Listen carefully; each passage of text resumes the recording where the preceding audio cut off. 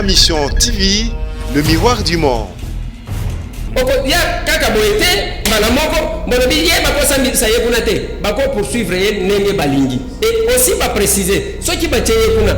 Moi j'estime que eza eloko mabete eza ka changement lokola gombe place avant na que eza confiné balobi bana kolala na selembao wana eza faute bande ko Eliezer ba député balala la pongi ebele na kosenga na bango pende go bazola la pongi toza batu ya suka pour na budget ou va pesi pour la pandémie jusque là 2 800 000 mboka na biso mais ya biso ba million to yoka kangoka tangu ba to ba yibaka yango ndeko Eliezer alongola de makambo que Félix Sekeli il fallait convoquer bango en congrès, c'est faux. Balobi de plein droit lié avec ça sans aucune autre forme de formalité.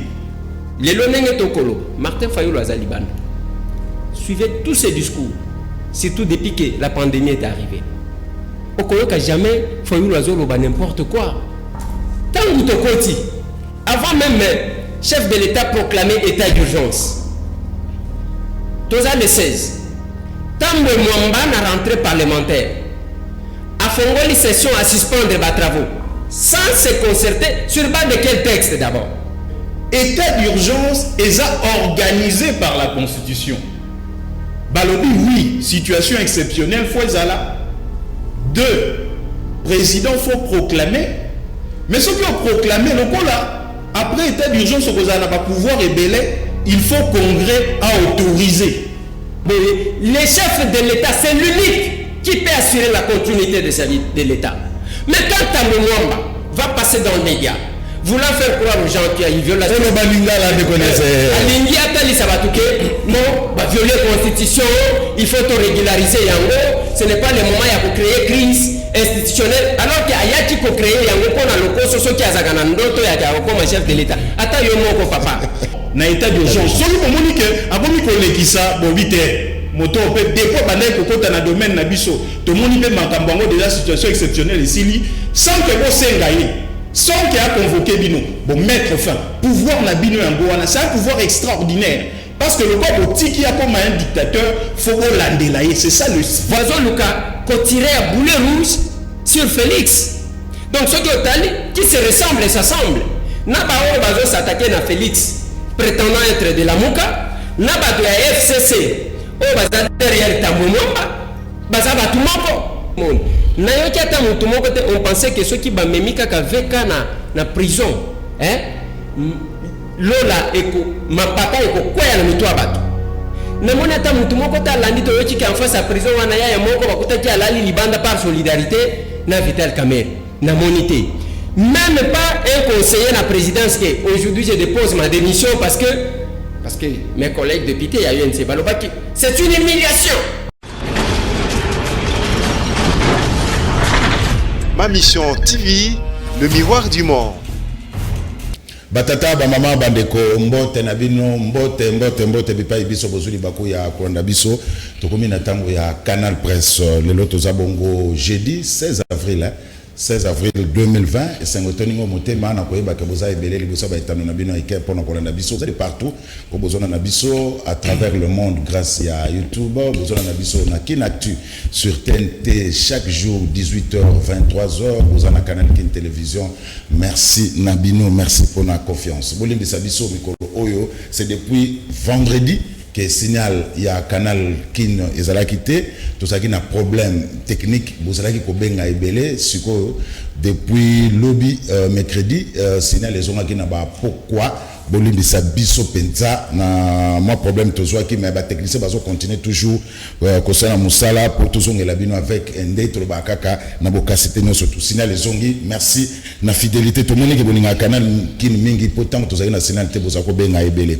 merci na équipe technique mbi ya Mavinga Zali Mike Amoka za na réalisation Couparbo la za na caméra Gim pour tous les grands maestros ta l'équipe technique et ko aider biso po bona na biso na bandako dans de très bonnes conditions bandeko batali c'est parti pour na Canal Presse ya mokola lelonde to bandaka avant de présenter bino ba mabianga mitoza bon on a quelques informations pour la deuxième fois juge d'appel et outi bongo ko rejeter demande ya mise en liberté provisoire pe ba confirmer détention provisoire, il y a directeur du cabinet en chef de l'État, Vital Kamerhe. Monsieur John Kitobo, avocat, il y a Vital Kamerhe, il a estimé que la décision est bongo motivée. Donc Vital Kamerhe, pour la deuxième fois, va rejeter demande, il y a mise en liberté provisoire, et donc Azakaka, dans la prison centrale à Makala. Un avis de recherche pour Daniel Massaro, le neveu. Il y a Vital Kamerhe, Azaki Bongo invité, mon lundi na parquet. Il y a Matete na 4e rue Limité, mais Tilelo, Daniel Massaro, Azabongo introuvable. Ndebilo bakino balobaka, bolobaka, tout la mouissi ya zaza. Azako mona na te, yango, parquet à Matete, et Salibongo avis à recherche pour Daniel Massaro. Dernière nouvelle, ce que Daniel Massaro a coquille na Brazzaville. Et on se demande à Katisi Brazzaville, parce que tout ça, dans la période, il y a état d'urgence, bateau Katisate, mais il y a Katisi, mais entre-temps, à Kinazate, tout la moussia Zaza, Baza Kolukaye. Décédé depuis mercredi dans la clinique Ngali Maman Sénégéra Moulumba, chef de la maison civile, il y a chef de l'État. Kokundaye nzotoneza bongo na hôpital cinquantenaire le lundi jeudi kokundaye na intimité familiale kaka ndenge ezalaka na famille Etienne Tshisekedi. Et notre décès c'est mardi zabongo, il y a directeur général, il y a DGDA Deo Rugwiza, originaire il y a Nord Kivu de Rugwiza, à Koufina âge il y a 71 ans, c'est depuis 2005 qu'il a occupé bongo poste de directeur général, il y a DGDA. Après qui sentent encore accrochage entre adeptes ya Boudou, dia Congo, na police, na Boma, bilan 6 morts, on ne comprend plus rien. Boudou dia Congo, na qui sentent bango balobaki que bazako bengana ba non originaire ya etuka ya Congo central. Bake na Boma ndenge moko. Toujours comprendre sous-souté na Bukavu kuna ba originaire à Bukavu bango balobi que bazo bengana baluba pour bakangi Vital Kamerhe. Donc 6 morts na accrochage entre police na adepte ya Boudou dia Congo ya ne mwana nseni. Alors bandeko batali ba mabiangami mibale tout ça na bango na plateau ya Canal Presse ya mokolo ya lelo Freddy Taki Daouti ko région de Bisso na équipe technique tout ça bongo na Steve Kivuata nouvel élan ya Adolphe Muzito na kati ya Lamuka Steve Kivuata mbote na ondeko zulu. Honorable Eliezer Ntambwe, Azana Bisso Awa, élu, il y a circonscription électorale, il y a Lukunga. Honorable Eliezer, pour jusque-là, Aza toujours journaliste, Ezana Makila, malgré te transférer pendant 5 ans dans le palais du peuple, mais Aza journaliste jusque-là. Honorable Eliezer, Mote. Ah, honorable Eliezer, mais vous avez une maladie, j'espère.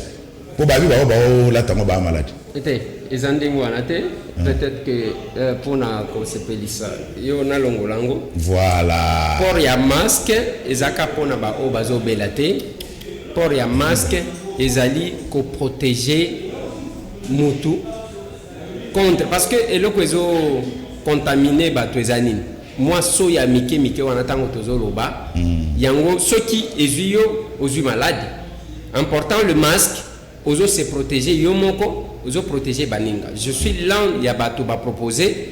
J'ai aimé que mon vieux Martin Fayoul ait proposé aussi la même chose que moi. N'a proposé que ezala une obligation pour nous. Il y a que ceux qui osent en d'accord. Mais dès qu'on bimi na balabala lata masque parce que vous allez se protéger ou protéger pe baninga. Mais wana j'ai aussi proposé que l'État a imposé, il ne faut pas maladie et ça la COP il y a l'étranger. Masque, na gène, et ça la une exclusivité, il y a des nationaux côté Kayango pe kosala yango. Tous en a ba couturier à Makasi, tous en a ba oyo bakena. C'est maintenant l'occasion il y a kobimi ça ba compétence.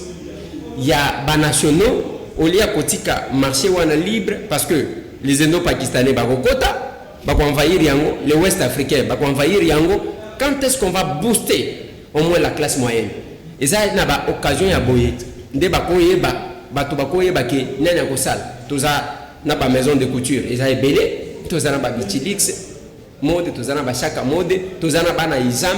Et puis ba université toza na ngwe belé. Toza na ba inikini, ba chercheur, ba koti kosala, bazo sale la biso ba gel hydroalcoolique oyo au lieu que totikala kaka biloko nyonso tu bapaya bamemelaka biso sinon bakomemela biso biloko ekovimbisa biso bambepo les intambo fana na lo ba sujet to solola lelo na zo pende ko Steve Kivota mais les populations peut baza komi tuna comment expliquer bino quelques députés au député moi ebsanga bino ko les habitants sont toutes quelques députés bozo tchaka ka molunge boko ta na coordination riposte bozo lukani kuna parce que bozo ba médecin te mais le babi eza cop OK. Équipe et riposte, il faut d'abord bandeko bayoka. Oui, biso tokendaki ba élu de Kinshasa. Tolobi il faut tozala na équipe de riposte. Pourquoi kozala na équipe de riposte? Équipe et riposte déjà ka ba médecin tendem tu bazana kati. Équipe de riposte ba politique bazana kati. Ba scientifique bazana kati. Pour na koluka ndenge nini ya ko découvrir ba makambo. Il n'y a pas que le médecin.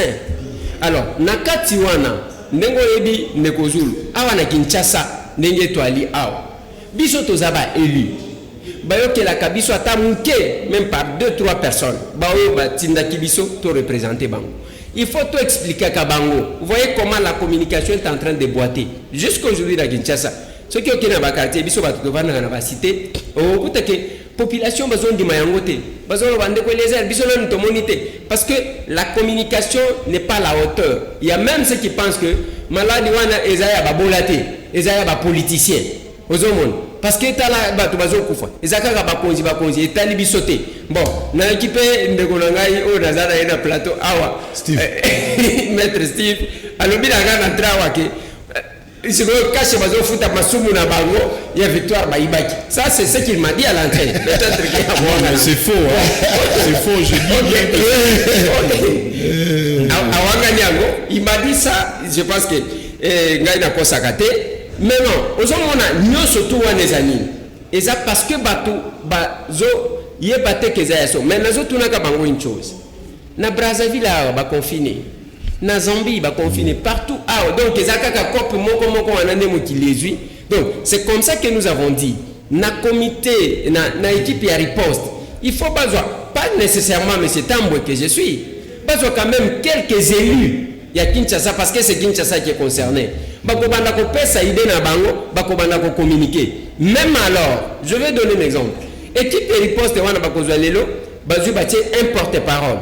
Porte-parole wana bayebiete parce que pour na balanda yo, il y a beaucoup d'implications. Bayebake wana ndekozulu azoloba, ndekozulu to yebindenga salaka ainsi de suite. Totalement. Et longue bana bakolanda ta soki muto azaki na posa kolanda te.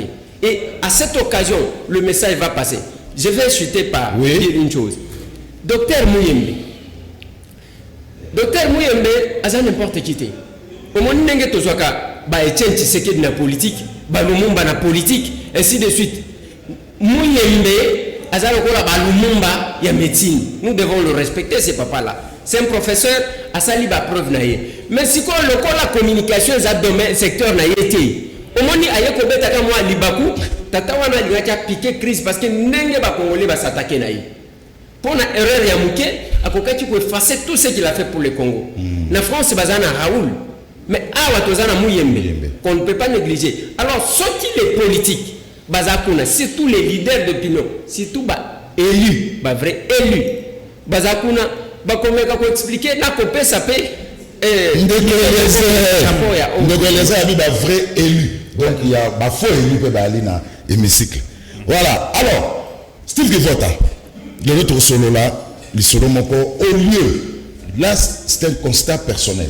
Au lieu de se concentrer sur la COVID-19, c'est comme si Congo et Zambo comme une exception, nous sommes distraits dans l'affaire Caméré, distraits dans la déclaration à Tambo Mwamba, mais Batou Baza Kokufa.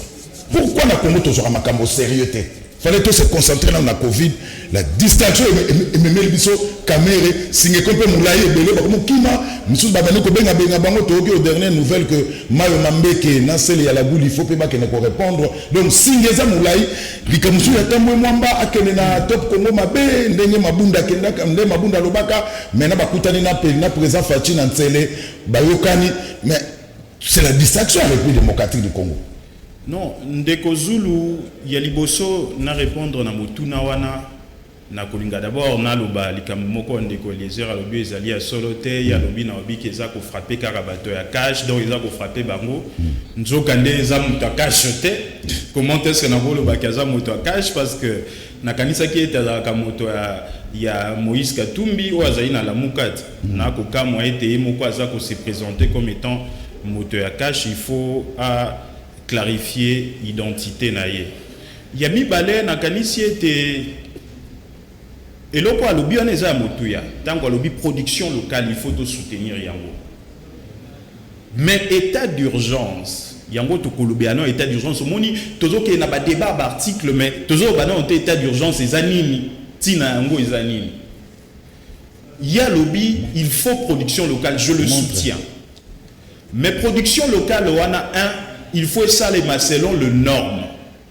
Alors maintenant, il fallait bateau baza habilité à couper ça ba norme ba couturier na biso basa la ba masque baza la déjà à l'œuvre ba bisa ba couturier attaque boko ça ba masque attaque boko ça ba désinfectant bota la norme yangoyo. Deuxièmement, FPI fonds de promotion pour la promotion de l'industrie monso na bango ba millions ba pesa ka ba politicien ba ko pesa ngo pe na 100 jours to ki monso lango elimwe. Mais pourtant, Bango, il ne faut pas promouvoir l'industrie. Parce qu'on dit qu'il n'a pas de salle. Mais quelle quantité industrielle va y salle et n'a pas boni? Parce qu'on a déjà comme la production industrielle. Couturier, tant oiseau salle, la masque, oyo durée nango, et ça la plus ou moins 4 heures. Parce que ça, aux yeux en gros là, dans chaque jour, c'est 4 heures. Quelle production industrielle est singeli pour la masque? Et bah, toi, on a soutenir Bango boni, surtout dans la situation d'urgence oyo. FPI azana boni pour soutenir Batouana. Au moni, normalement, situation d'urgence c'est à Kabongo. Yangoana, motuno otuni. D'abord, faut que y ait attaque autour de la situation d'urgence et l'idée que le batte que Moïse Bezali permis. Mon bec au Mongoli Konze le bien voté. Que justice est que ça a mossa la tête. Co-interpeller directeur de cabinet, il y a un président de la République. Attaque autocontesté à président et Zali na libé koli kondi et le but que na tango état d'urgence ba ko interpeller la justice to kolinga état à la professionnelle monsieur Vital Kamerhe avec au bénéficier la présomption d'innocence tant que ba condamné état Zali na innocent ata heureusement ni preuve ndenge ni yaza innocent jusqu'à ce que ba tribunaux cours et tribunaux condamnés par un jugement coulé en force de choses jugées. Deuxièmement, on va bénéficier d'un droit de la défense. C'est-à-dire, on a droit à un avocat, pas preuve contraire pour nous décharger. Et ça, polémique, il lui appartient de se défendre. Maintenant, au lobby, il y a Tambo Mwamba qui est polémique. Nakanisi était ce qui est état de droit, il dit que le bakato, il dit au sala likambo. Faut ça lango ndenge ni beko elobi yemoko tambo mwamba d'ailleurs moi j'étais très déçu na okaya le bas juridisme obi biso bato to tanga droit to ebi matata ya ko comprendre l'article ya constitution pe amibeko tango to lingi to cha rigueur juridique faut ko benga ngo juridisme te mais il y a pas tant à l'université Burundi bon bah dans l'université Burundi il faut comprendre que rigueur juridique et ça juridisme te sinon te moto anyongo bokoyi ko tcha pe na prison même il qu'on a biso obi ete moto anyongo ba tcha ke na prison te obi ke bato mosu peza ka ba ka kuluna lokola bambaka moto machette soko jouer pour mai même obi qu'on a biso lobi bongo te donc ce qui yo lobi moto anda po makuluna yo lobi te moto kuluna ba bomaka ete yo bitiki la biso ba juridisme on a te ezali droit to confondre droit te na juridisme. Et donc, comme sous Okoyoka, nous avons un commissaire provincial à la police. Nakanisi était à se corriger. Au moment où il a recevé, il a confié que la banque film. Mais article 61, lobby, attaque ceux qui sont en état d'urgence. Au qui peut soumettre un traitement cruel et dégradant. Au qui peut torturer mon toté. Au moment où il y a un ce qu'on a pour l'état d'urgence, c'est Annie. Rapidement pour le reste à débat tout comprendre. Oui. État d'urgence n'a droit libosser à qui situation de fait. Babenga ango théorie des circonstances exceptionnelles. Balobaka à situation exceptionnelle, mesure exceptionnelle. Nakanisi était boyoka yango.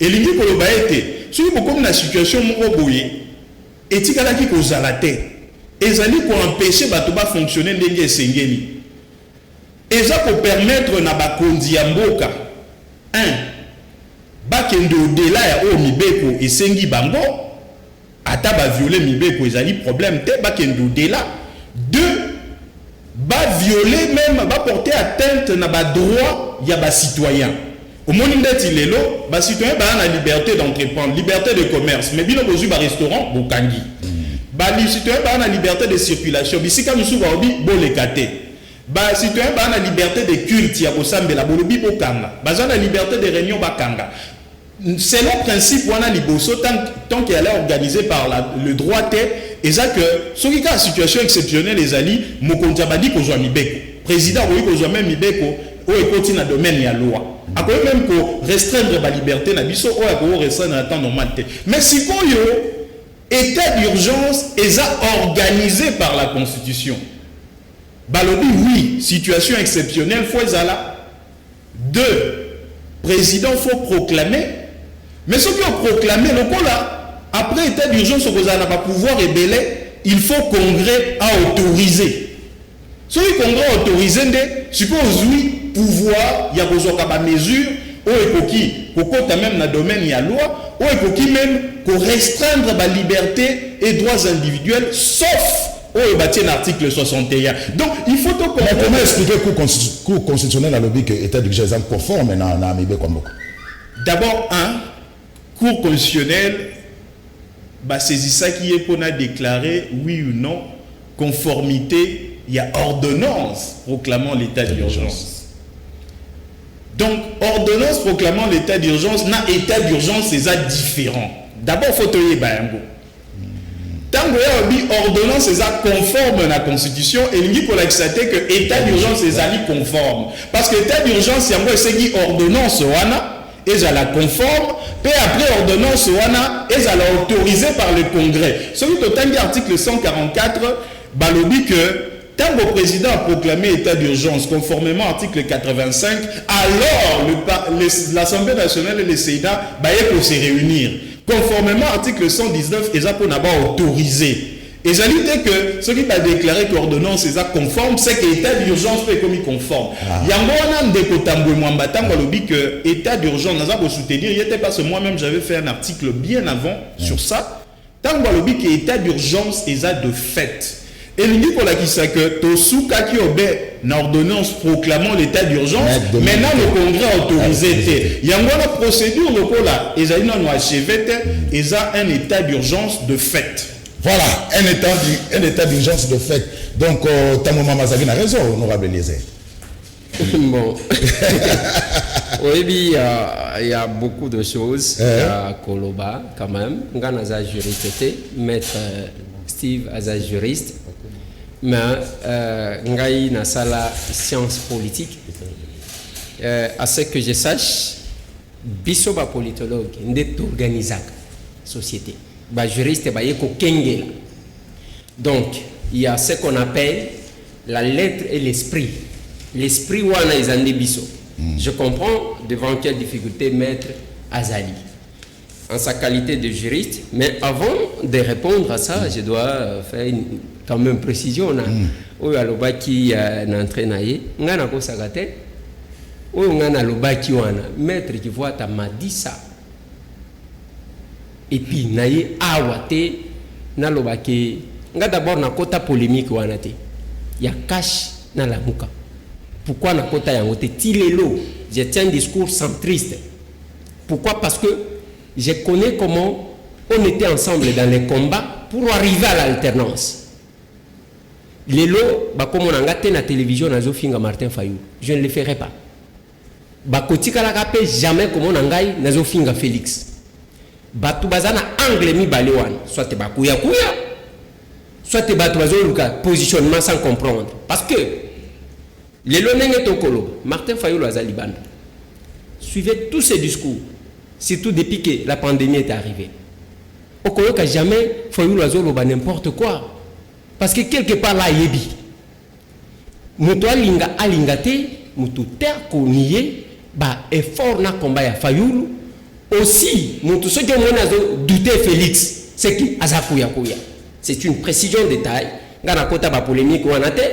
Je sais, je respecte mon vieux Fayoulou, je respecte les chefs de l'État. On reste là. Parce qu'un jour, admettons que les deux, mais c'est parce que nous avons n'a pas circonstance. Au comment on va tout balayer on va tout tani. Que deviendra ba oyo ba bima ba mon pape sans être dans le combat. Je referme la parenthèse. Je veux parler de la situation. Tika koloba keza neti tozana pandémie, tozana distraction. Te pandémie ezana posa mbongo. Toza batu ya suka pour na budget oyo ba pesi pour la pandémie. Jusque là 2 800 000 mboka na biso. Mais il y a biso ba millions to yoka kangoka tangu ba to ba yibaka yango. Comment vous pouvez appeler l'affaire quand même que c'est une distraction? Nous avons besoin d'argent. Budget n'a dit chose à la caca, il y a retard. Mais quand on vous dit aujourd'hui, je prends par exemple la vidéo qui est en train de circuler les photos. Il y a moto, moi mobile le lobby à Kimiwana. Daniel Massaro. Oui, voilà. Azomeka taille à moi nané. Voilà. Michael Azomeka taille, il y a moi naye na mbongo. Ndeko nanga ya ta kimdo kyango oya na kimukolo.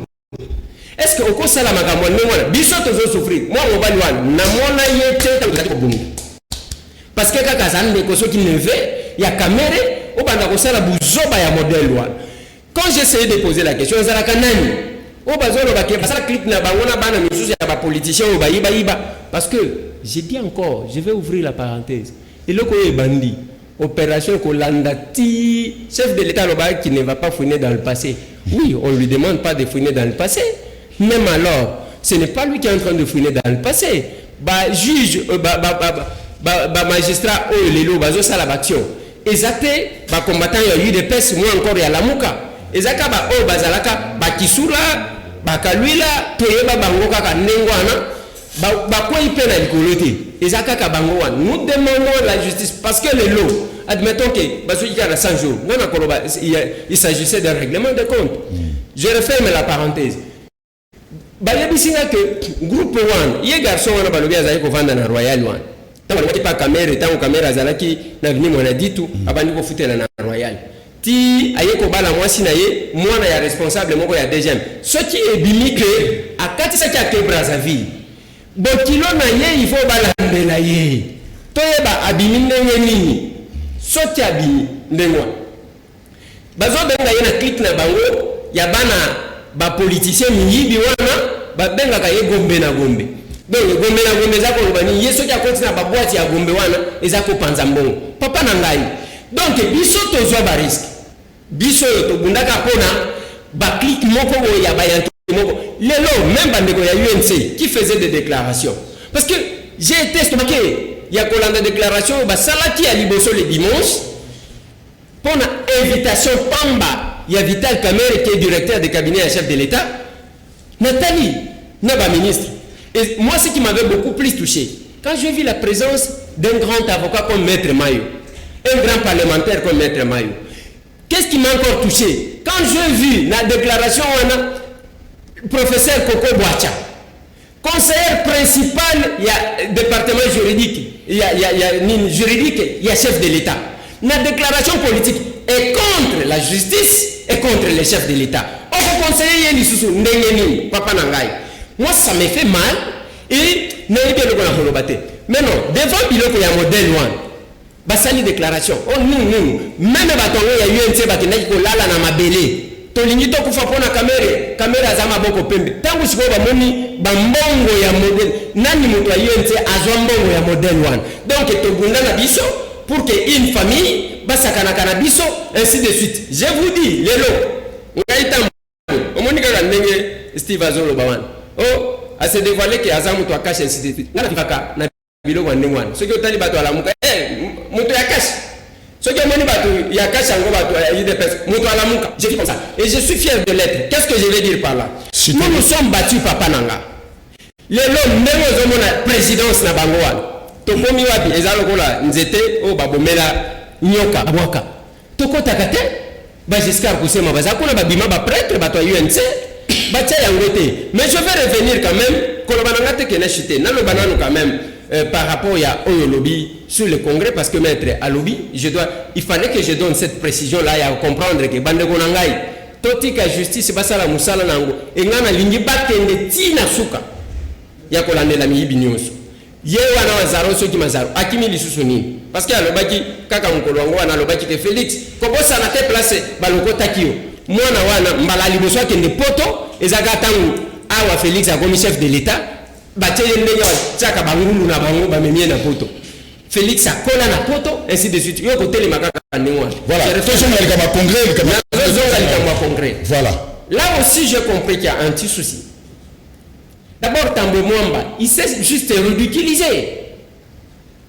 Analyse dans Tambo Mwamba l'intervention il a fait allusion à deux articles de la Constitution, article 119 et l'article 166. Voilà biloko yeko binisa d'intention na yamabe. Article 119 et ça va matière pour lesquelles le congrès peut être convoqué. OK? Article 166 et qui c'est la mise en accusation il y a chef de l'État en cas il y a haute trahison ou violation intentionnelle de la Constitution. En faisant ça, c'est une tricherie et ça c'est le populisme à l'Ingakiasala. Il voulait juste perturber le bon fonctionnement des institutions en montrant aux gens que nous devons, quand il évoque, il dit que nous devons chercher à régulariser. Il tire ça d'où? Parce que le pouvoir est d'attribution. Au tirango, un article nini pour que yo ne régulariser. Vous n'avez pas qualité. Deuxième élément, ne peut discuter sur les actes du chef de l'État ou déclarer leur conformité à la Cour constitutionnelle. Et ça y est, successeur constitutionnel, il y a chef de l'État et puis chef de corps. Un sénateur, un autre sénateur simple. Vous pouvez parler, on pouvait comprendre. Un député comme moi, je pouvais parler. Ce n'est pas chef de corps, en plus successeur constitutionnel à Kogati Kolobayango. Alors que l'acte fondateur de ce que le chef de l'État a dit, l'article fondateur, c'est que nous pouvons... L'article fondateur, il y a Makambu, chef de l'État à Salaki. Soit, en termes mususu, la variable dépendante. C'est l'article 85, Papa Nanga.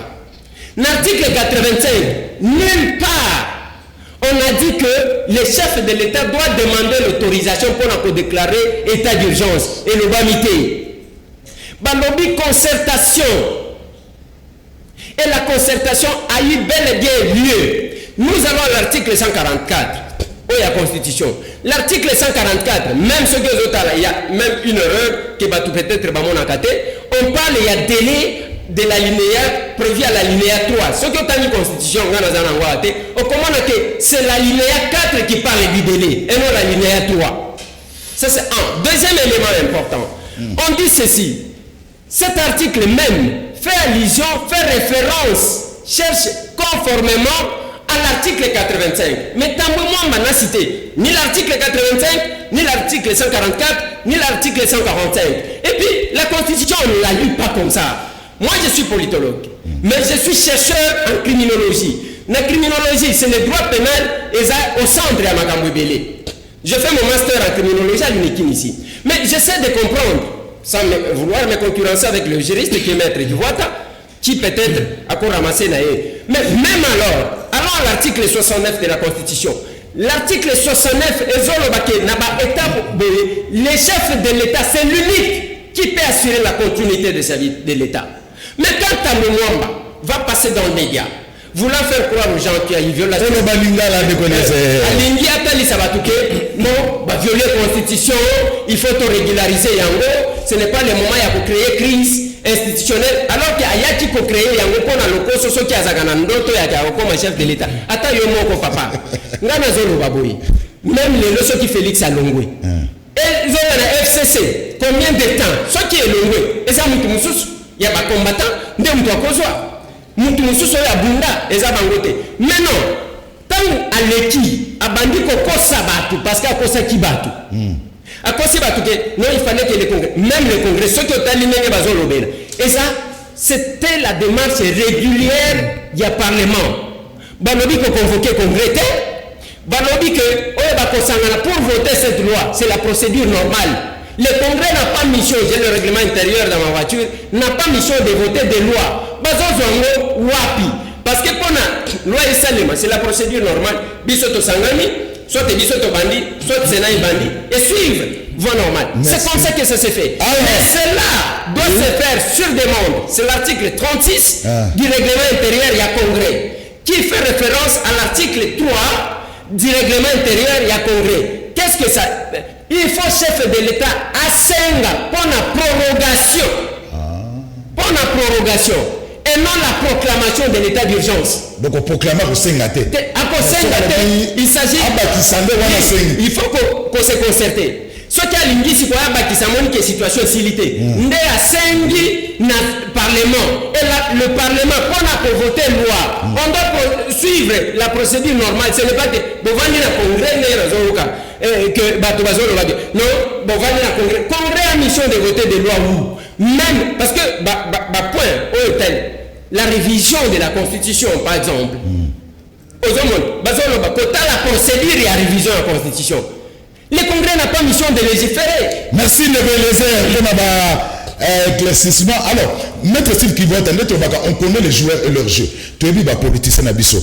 Est-ce que convocation à Congrès, ils pour Alexis Tamouamba, donc Dino, Alexis Tamouamba, Janine Mabunda, pour nous aussi, mais ça fait tout jeter. Pour. Et bien là, on a dit que côté Congrès, au Gagaka, pèse ordre du jour, pouf, aucun monsieur Mougébimi. Incidentiel. Pour tous les politiques congolais, tu as pas d'inquiétude. Au Gagaka, monsieur Mougébimi, incidentiel. Paf, babete loko, haute trahison, Yafati. Oh, toqué là, on a débat. Qui sont pour, qui sont contre? 3 pour, 3 contre. Débat Salamon, au Gagaka, baken à vote. Oh, trahison, il y a chef de l'État. Est-ce que convocation à Congrès, il y a Alexis Tamomamana, le Dio, Alexis Tamomamana, Janine Mabunda, et Bombaki, et là, on a simaténé, Kunani Kofi, le Daimba, Bimisa droite, Pesa, Bomba gauche. Non, il y a Liboso, tant qu'on a joué qui Liboso à Maloba, pour Nakolakisa, Ndeko, Eliezer était, au Moni Liwa, c'est Kakamotote. Nalingaki d'ailleurs, contrairement à elle, n'a présenté ma condoléance dans la famille biologique, et famille politique, qui a évêque Gérard Moulumba. Nakanisi était à Pesaki peut-être mingi na politique Yambo Cannabiso, pe na famille politique, pe famille biologique qui a DGDO Ruguiza. Liwa Sekakamoto te pona yango. Nakanisi était makambo à doute sur possibilité à mise en accusation. Il y a Ndeko Félix Tshisekedi na Congrès. Moi, intention, ce qui est Zalaki, j'avais écrit tout un article dans le bas qui effectivement n'a mon avis que Bazalaki clarté. Parce qu'il y a tout un article à Radio Okapi sur site internet qui avait dit que Bazoa qu'on se réunir conformément à articles 164, 165 et 166. Donc, c'était pas clair. Parce qu'un journal aussi sérieux ne pouvait pas colober n'importe quoi, ils étaient sûrement en contact. Et deuxième chose, ko bimiselanga doute, et zala qui ba ordre du jour, point l'ordre du jour, ko annoncé. Effectivement, ce n'était pas de la compétence, ce n'est pas de la compétence, il y a Congrès. Loi portant modalité d'application, il y a état d'urgence, et ça a prévu un article 144. Et plutôt 85, pas 144. Ou à 144, il y a autre chose, parce que je sens beaucoup de confusion. Ou il y a 144, on va en parler.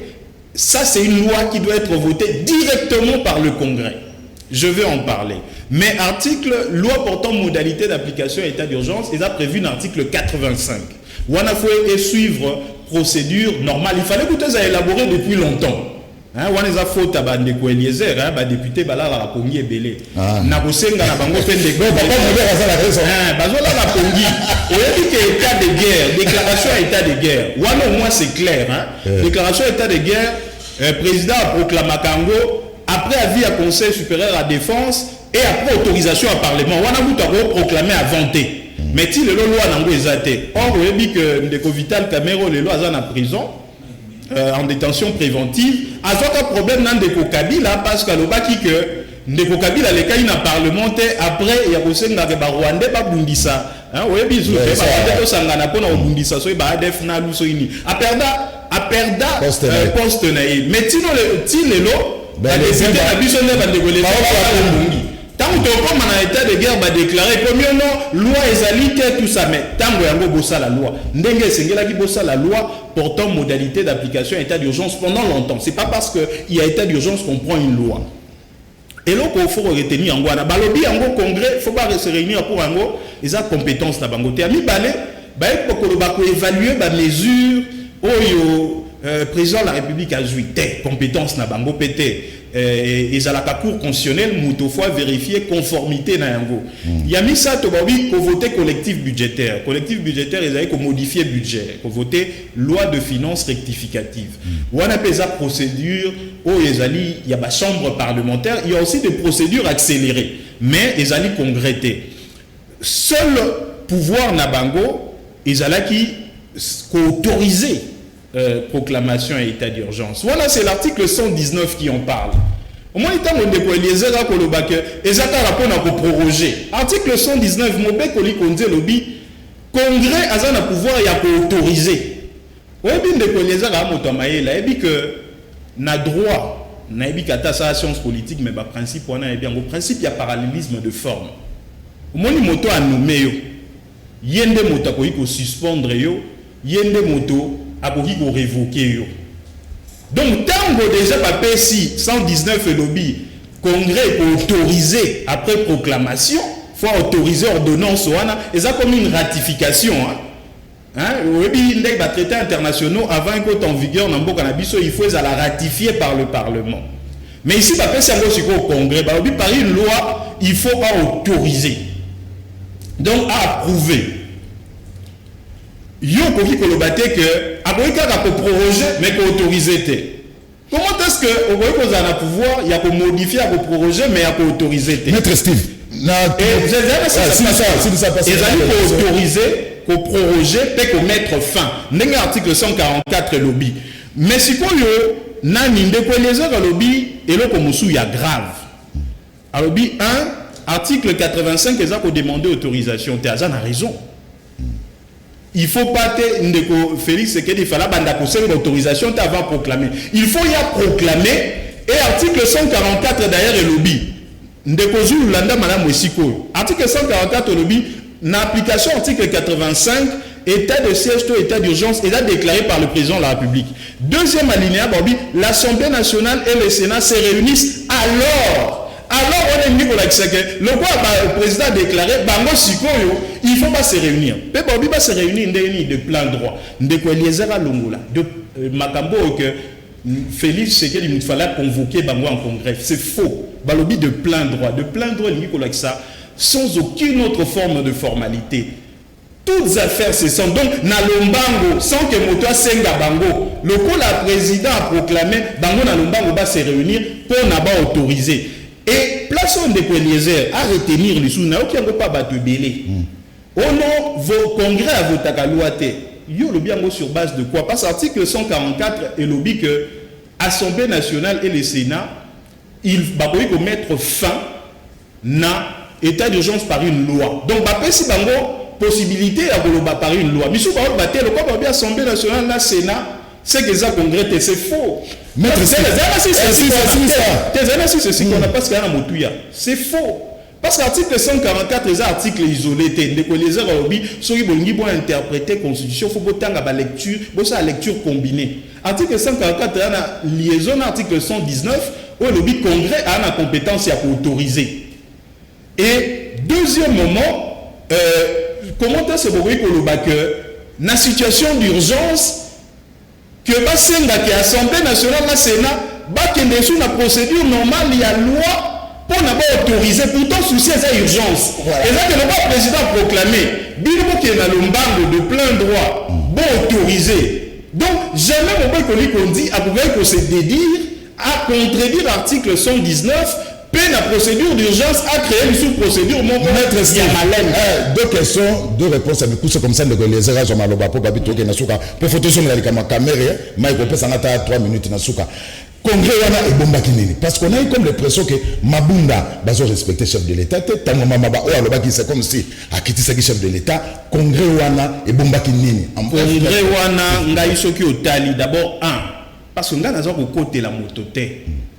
Voilà les coalitions, en coalition, les cohabitation. organisation teza makambo na bango boyebi eloko basala la muka pouvoir wana boyebi keza ya bango te donc nako ko te contrôle eloko eza louche na yango eza nini mobeko likonze lobi il fallait ba se réunir de plein droit elingi koloba na lombango ndeko Félix Tshisekedi azwi ordonnance na le 24 mars bango baye ko sangana pona ba déclarer que Congrès se réunir le 8 avril ça fait 14 jours et le comment quoi louche ezali qui wana effectivement pe le quoi louche ezali ezali nini c'est là attaque mutabi ngai naza komona été c'est vrai il faut tout corriger Congrès de Yemoko a qui voter mise en accusation il y a le chef de l'État faut qu'on se réfère à la loi portant organisation et fonctionnement de la Cour constitutionnelle et ça a procureur général près la Cour constitutionnelle de motofois saisir bango ça a le droit lever d'immunité à Sengi bango décision va voter décision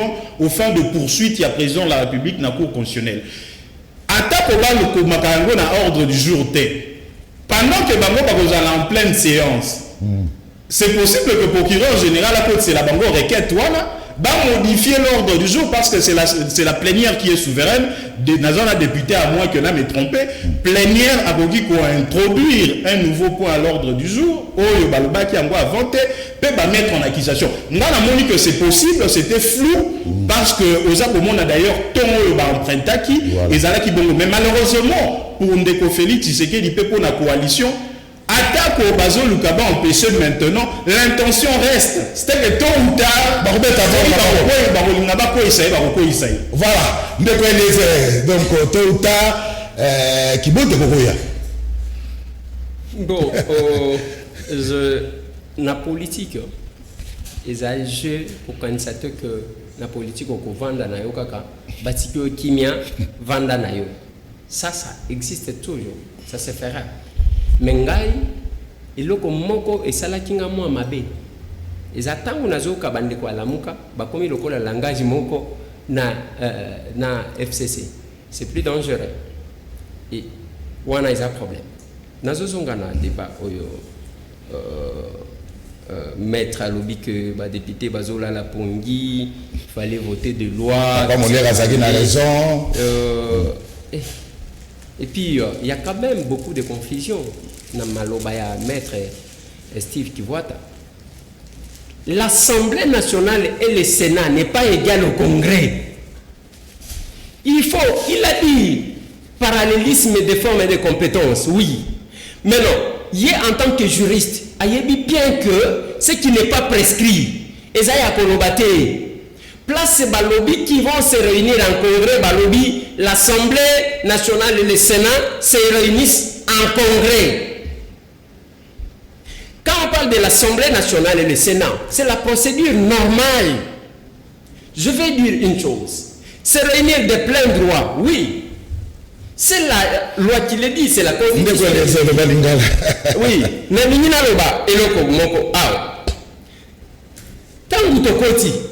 Avant même chef de l'État proclamé état d'urgence. Toza le 16. Tambo Mwamba na rentrée parlementaire. A fongoli session à suspendre les travaux. Sans se concerter, sur base de quel texte d'abord? Sans se concerter, ni avec son bureau, parce qu'il faut conférence de président, Bavandi, lever option, dans le Parlement, parce que c'est la plénière qui est souveraine, qui est au-dessus de tout le monde. À suspendre. C'est sur base de quel texte? Parce qu'à mon acquis danger, alors dit que Ngaï n'a continué exposé binoté. Ce sont ses propres termes. Ok? Quand Janine Mabunda, ma présidente, 3 jours après, par un communiqué à suspendre les travaux, elle s'est référée à quoi? Parce qu'il y a un problème. Là, les débats, les gens ne font pas ces débats-là. Je me demande pourquoi Bazo protéger Bango. Bazo Luka, qu'on tirait à boulet rouge sur Félix. Donc, ceux qui se ressemblent et s'assemblent. Nabao Bazo s'attaquer à Félix, prétendant être de la Mouka. Nabado à FCC, au Baza derrière Tamboumamba. Baza Batumoko. Nous pouvons dire ça. Pourquoi je dis ça? Suspendre, on pouvait se réunir comment pour voter des lois? L'ordonnance et chef de l'État Balobi Batoba Sangana 20 été. Kokengena logique wana ezako kokengena logique ya Tambo Mwamba qui considère que c'est une situation de fait. Une situation de fait, ce n'est pas une situation de droit, parce que c'est une situation de droit qu'on doit respecter, qu'on doit appliquer comme telle. Une situation de fait, ça dépend de sa liberté. Ok? C'est comme ça que Tambo Mwamba va proposer qu'il y ait un congrès pour marcher sur l'ordonnance du chef de l'État qui interdisait, à son article 3, qui interdisait aux gens de se regrouper. Vous comprenez? Soit la procédure c'était l'accueil, soit Tozonye par chef de l'État a modifié l'article 3 de son ordonnance pour que Batouba Sangana exceptionnellement pour voter la loi. Mais si on ne le fait pas, c'est-à-dire c'est un sabotage des uns contre les autres. Et ça sera une démarche politique qui n'est pas juridique. Qu'est-ce que j'ai dit? Maître Kivoat, il est juriste. Parce que moi-même, la situation, j'ai fait la lecture sur 3 aspects. Il y a l'aspect juridique, l'aspect politique et l'aspect déontologique et d'éthique. Il faut que mais tant que Balobi, article 144, oh maître Kivoat a évoqué, article 144, Résolobani. Et ça la référence de l'article 119. Aoulobi qui est la référence, c'est ça la référence. Hein? Moi je n'ai pas la constitution avec moi, la constitution est là. Tambo Mwamba a évoqué matière pour lesquelles le congrès peut être convoqué. Dans un article 119, matière nini, le congrès va continuer au Sangan. Koyoka discours, il y a chef de l'État sur l'état de la nation, qu'autoriser chef de l'État pour un état d'urgence, Kosalaboy. Maintenant, état d'urgence, il a dit, alors une situation exceptionnelle qui nécessite le mesure exceptionnelle aussi. Donc, il va mesure qu'on marchait dans Nibeko. Mais quand est-ce qu'on pouvait marcher sur le loi? Quand est-ce qu'on pouvait violer le loi? Parce que tous allez qu'on restreindre liberté à battre. C'est tout, Bambiancer, Mikolo, Bakondi. Parce que bien rangé à la Kaïlengi, tant que Bamelakangona balabal. Mais là, Mikolo, na maman. Comme ça, total, la Nenyo à la Kassoula. Batika Tissoula, donc, Nassima Massamaka Moussou Zalak. Alors, tant aux total, va restreindre liberté. Bazouyango, pendant ce temps-là, le chef de l'État, il est autorisé de marcher au-dessus de quelques dispositions de la loi de notre pays. Il l'a dit. Maintenant, vouloir maintenant impliquer Batou pour sauver Tambo Mwamba, ça m'inquiète un peu. Ça m'inquiète parce que Nengetozali Awa, ce n'est pas maître qui vient sur le plateau à Bani qu'on doit sauver FCC. Je suis estomaqué. Parce que vouloir sauver Tambo Mwamba, la conséquence, je vais donner l'exemple. Rapidement. La France veut déclarer la guerre sous Mitterrand. Mitterrand prend la décision. Tolé Matika Neye Matia. La France, politicien, attaquer. Il avait un ministre de l'Intérieur qui s'appelle Jean-Pierre Chevènement. Il dit un homme politique, soit ça ferme sa guerre, soit ça démissionne. C'est tout ce que Tambo Mwamba devrait faire. Soit au Kanyum Nokonayo, soit au démissionner. C'est ça, parce qu'il y a une décision qui a été prise. Oui. Constitution Oui. Namboka Mobimba. Toza une institution présidence de la République. Au moins l'individu du chef de l'État, c'est déjà une institution. Quand un chef de corps, c'est ce qu'on appelle en droit, j'ai entendu les gens dire que comme la Cour constitutionnelle s'est prononcée, le débat juridique est clos. Le débat n'est pas clos. Il y a eu outrage au chef de l'État. C'est ce qui est une faute grave qui nécessite des poursuites pénales. Mais on se demande pourquoi on ne déclenche pas ça. Merci. Et sur le plan politique, il faut démissionner soit à Sengi Boline d'ici, devant Batunyoso. Sur le plan déontologique et d'éthique, il y a dit aux perturbateurs, aux populistes, qu'est-ce qu'il fallait faire? Il fallait, après, il y a battu. Non, il fallait qu'on démissionne. Merci, pour ça la démission. Merci. Alors, tu as vraiment la souka. Vraiment la souka, en tout cas, moko la souka, Mike.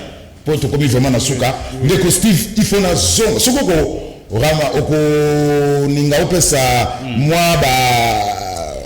éclaircissement, honorable les arabes, beaucoup ça même. Dans zone, la question, il y a Vital Caméré. Il faut répondre à moi.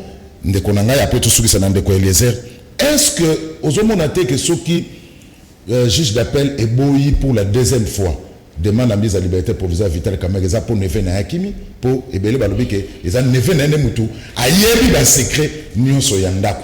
Bana nous répondre à Oua Liboso, na 3 minutes pour répondre à Kamerhe comme ça. Maki to s'appelle la photo ya Daniel Massaro, aso mekata ya mbongo na répondre à Oua Ndeko Vital Kamerhe avant hein occuper 50 minutes vraiment na rencontre. Après la question 3 minutes pour babito comme na suka. Pour les efforts na Ndeko Kamerhe na suka alors. Bana na Oyo Timothée Kamerhe na suka. Non, Ndeko Eliezer biso toza ko défendre Tambo Mwamba. D'ailleurs ekozala même à la limite une insulte pour nous-mêmes que de défendre Tambo Mwamba. Bino batalamuka. Biso batalamuka parce que boza coalition, biso to repona na kati ya coalition ndenge nini. Soki baza ko violer mibeko parce qu'on a dit que la faute est à appartenir à deux camps. Et le président de deux chambres et Ndeko Félix Sekedi pe Ndeko Eliezer na yebi kozali oza combattant. Président de la République a Zambete. Ce qui va le dire que l'état d'urgence c'est ça de fait bafingi était. Et un bateau musu bafingi un individu. Mais arrogance ya ta moment. Oui, arrogance. C'est comme si ça pour quitter sa présence. Mais arrogance c'est une infraction te wana ça ba cuisine interne na bango ba yebi pourquoi ba respecta ka été wana état libisoté. Donc eza coalition na bango makambo na bango état libisoté. Mais yami balé na kolinga de ko Eliezer na yebi kaza de bonne foi. Alors, que l'article 144 est lié à l'article 119. Nakolinga rapidement dans la ce n'est pas ce que j'ai dit. J'ai dit que l'article 144 n'a pas parlé exactement de lobby, que ça fait allusion à l'article 119. Bon, ça veut dire la même chose. En fait, la lecture combinée, l'ingi que l'accès était faux, que l'accès était lié. Point 2, Yemoko le baki ango. Il y a l'article 119 et PSI compétence dans le Congrès, il y a autorisé proclamation de l'état d'urgence. Mais dans ce cas, conformément à l'article 85 et 86. Voilà. Ce qui est à 85. Steve qui voit ta chef de l'État a proclamé, etc. Mais ce qui est conformément à l'article 144 et 145. Donc, tant que tu as 144, tant que tu as faut que tu sans préjudice, il y a l'article avant et lobby. L'article avant et lobby, pour l'autorisation, proclamation, état d'urgence, c'est le Congrès. À lobby, la règle d'interprétation. Au moni, constituant à coquille, au beau sanamo et loco. Mais ce qui est très clair, il faut qu'on fasse référence à l'esprit. Esprit article 119 et lobby congrès de moto-autorisaka. Constituant coquille pour Bungate, tant que lobby Assemblée nationale et Sénat, lobby réunion en congrès, c'est qu'il y a voté. Tel esprit c'est le congrès. Puis, constituant un coquille pour Bunganzelate, n'attendons les autres d'urgence. Il y a mon le bâti et le congrès, il y a l'Assemblée nationale qui est après comme Sénat, pourtant aux ans d'urgence. Nassou qui s'assure qu'on a un regroupement à 20 personnes. Donc il y a un député. Et ça grave, il y a un député. Donc il y a pas personne au Nyon Sobapeki si Bango Basangam. C'est extrêmement grave. Dès que les airs, il y a pouvoir dans Bangoté. Na cas état d'urgence, ce que tu as article 145. Le président par ordonnance délibérée en conseil de ministres. À côté même que soit par ordonnance, balibeko. Donc, à ça la mosala na bino. Il y a une théorie à état d'urgence, n'est pas réglementé en situation exceptionnelle, mesure exceptionnalité. Et réglementé par constitution. Si vous avez le pouvoir, député. Avant qu'il y ait une décision dans le domaine de bino, il faut que vanda, autoriser. Deuxièmement, ceux qui ont prorogé, bino l'issue soit 5 bino, autorisé. Troisièmement, bino pendant ces temps ici, que tous en état d'urgence, congrès et amis comme si ils sont en session. Parce que Moussa n'a bino à sous que les amis beaucoup mettre fin à tout moment dans l'état d'urgence. Ceux qui ont dit que, avant de ça, bon, vite, moto peut dépôt bandé que dans le domaine nabiso, tout le monde peut manquer de la situation exceptionnelle ici, sans que vous s'engayiez. Sans qu'il a convoqué Bino, bon mettre fin. Pouvoir na Bino Yangoana, c'est un pouvoir extraordinaire. Parce que le corps qui a comme un dictateur, il faut l'andelayer. C'est ça le. Voilà. Alors, maître Steve qui vote à Vital Kamerhe, vous avez dit que ceux qui battent la Baboyi, qu'on peut s'allier pour la deuxième fois de mise à liberté provisoire, et ça pour mwana kasinae tout la musi sasa po ba mwana kasinae Daniel Massaro Mike to ja photo ya Daniel Massaro wazo mezeke ta ya mwana nena ba dollar voilà yango wana po ba Daniel Massaro mutazaki na plaque tournante ya Vital Kamerhe. En fait, article 27 il y a code, il y a procédure pénale. Et l'objet était soki magistrat instructeur. Amoni était 1. Azaï n'a pas indice sérieux à culpabilité contre moto. 2. Infraction basée sur de la moto wana peine nango minimum ezali à 6 mois. A koki déjà kosenga ba détenir moto. Or, bah infraction wana qui détournement de deniers publics peine nango c'est de 10 à 20 ans. Et il paraît qu'il y a des indices sérieux à culpabilité. Tango, pour la ligne, et c'est détenir préventivement à Banga Keloro Misato. Par rapport à la charge Joana, celui qui a banda à Koiko Kima. 2.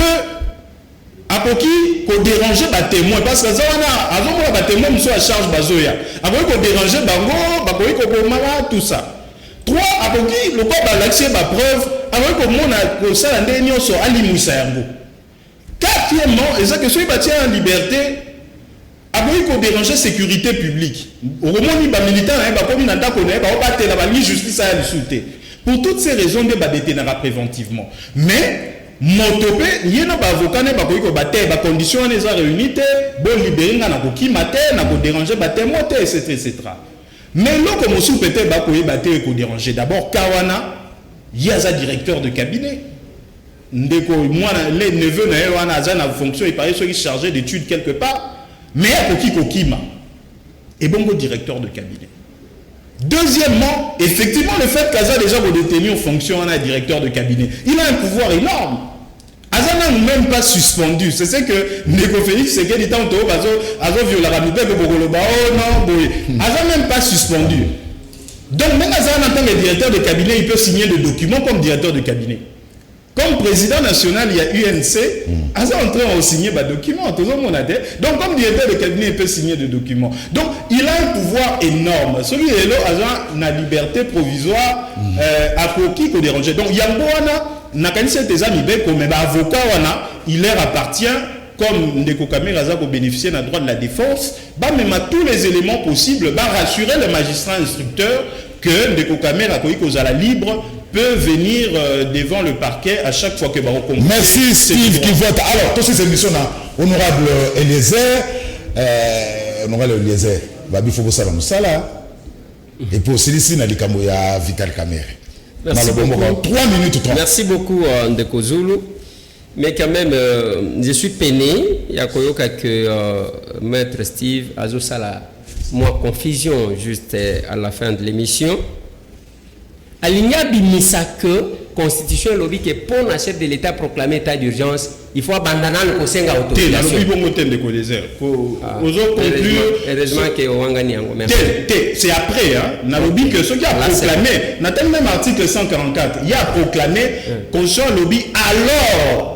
Ok. Bon, se réunir. Okay. Hein, bino ba représentant na biso. Voilà. Alors, lui à solo, il y a on en parlé avec beaucoup de respect. Merci beaucoup. Parce que monsieur Sidi. Ngapé nazo parler na maître Steve qui voit avec beaucoup de respect parce que c'est un monsieur pour qui j'ai beaucoup de respect. Na yebi pourquoi et puis voilà. Bien que Hermoko bon. Une chose, ça c'est une précision. Le chef de l'État n'a pas besoin d'autorisation pour proclamer état d'urgence. Et la loi dit là que Nasimanango, Bisso, to se réunir de plein droit pour voter Mobeko. Et je continue encore à revenir sur ce que j'ai dit avant que le congrès a une mission à voter Mibeko. L'article 36, il y a règlement intérieur. Il y a congrès. Et PSI, mission à congrès.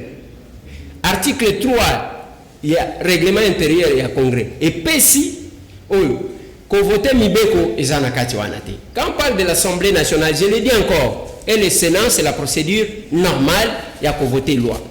Nalongo Kuna, Nazolo Belalikambu ya Veka. Osugi Sawana, Veka, Azavinanga. Mais awa, au moins agitation au ebimaki. Et là que les gens qui sont soni, tous ces gens qui faisaient des bruits, babanda qui confinent avant, au commune qui menaçait tout le monde. nayoki ata mutu moko te on pensait que ceux qui bamemi kaka veka na prison lola eko mapata eko kwaya na mitu abato namoni ata mutu moko ta landi to yoki ki en face à prison wana ya moko bakutaki alali libanda par solidarité na Vital Kamerhe namoni te même pas un conseiller na présidence que aujourd'hui je dépose ma démission parce que mes collègues députés à UNC balobaki c'est une humiliation pour na bango justice et ça humiliation donc état de droit autozaki heureusement que VKM moko azongisi bango j'ai rejoint maître Steve azoloba jusque là il est présumé innocent tokoki ko encourager batu te baloba te que Kamerhe muyibi te tozela parce que pour établir un crime il faut que yebi mana munoko ya juge ceux qui jugent alobi que Mondeko Zulu aza criminel bizos ko tozana courage akoloba que Ndeko Zulu aza criminel parce que juge alobi yango dès lors que na alobi te ata soki tomoni ndeko zo sala crime biso tokoki koloba yango te mais lokona neve na yaki nous on a te que ça déjà ba place kaka cité nazo koma côté wana sikoyo tozana problème ya photo oyo bazolakisa ya mutu oyo amoni ke tour na bango pe ekoki abosanaki ke ekozala maître a expliqué parce que yende juriste c'est ça parce que dans bato bazolo bamba bakoka ya ndenge nini sa fuite n'est pas craindre basuki na sa fuite n'est pas craindre biso ba mema biso na makala ndenge mo est-ce que fuite na biso ezaki a craindre ta et d'ailleurs bato yense na zaki kozela na yoka bango tangu tambo mwamba lobike Vital Kamerhe azo jouir te na privilège ya juridiction azalo ko la chef d'hôtel na ye ozomona azalo ko la boyi na ye bazandenge moko. Et d'ailleurs, il faut encore préciser, ce n'est pas maître qui va me contredire. Il y a privilège, il y a juridiction. Et c'est là devant le tribunal et non au niveau de la parquet. Parce que le parquet a la plénitude de l'action publique. Il y a Kakaboete, Malamoko, Bonobi, Bako poursuivre Nenge Balingi. Et aussi, pas préciser, ceux qui battent moi j'estime que ça est le bêté. Et ça a changement. Le col a gommé place avant qu'ils ont confiné. Balobio Bandabolala, na Selembao. Bisika Pebisonioso. Le mal pour Veka, Ezanin. Il fallait qu'il batangaye, tant que Wazala qui posa l'opposition. Mais Bakandier, bon, ils ont battu un peu parce qu'ils ont bandé l'opposition catholique. Bakandier n'a pas maintenant qu'il est en fonction. Parce que ceux qui sont là, peut-être, ceux qui battent ma bogo la maître du vote, qu'est-ce que les gens vont dire? Non, parce que ça a Mouka, parce qu'il est de l'opposition. Mais pour faire qu'il n'y a pas de discours comme tel, Tozol Kabambo Bandekonangai, Tezala Bandekonabiso à Nord Kivu, Sud Kivu, Botika ko papel na haine tribale. Ezana tinate, bisonyo tozaba congolais. Merci de faire. Tangu Gombe na Gombe azali ko régner na mbongo wa République. Boliaki na yeta, boye bisanga mutunini ya UNC a régné dans le modèle 1. Il y a une vidéo.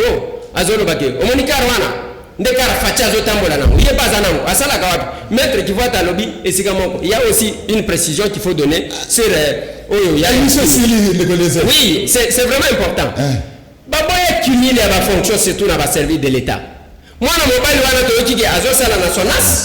d'un côté, de l'autre côté, il y a un cabinet à mettre Mayo Mambeke dans le ministère du budget. Donc, c'est parce que donc, je veux que la justice. Mais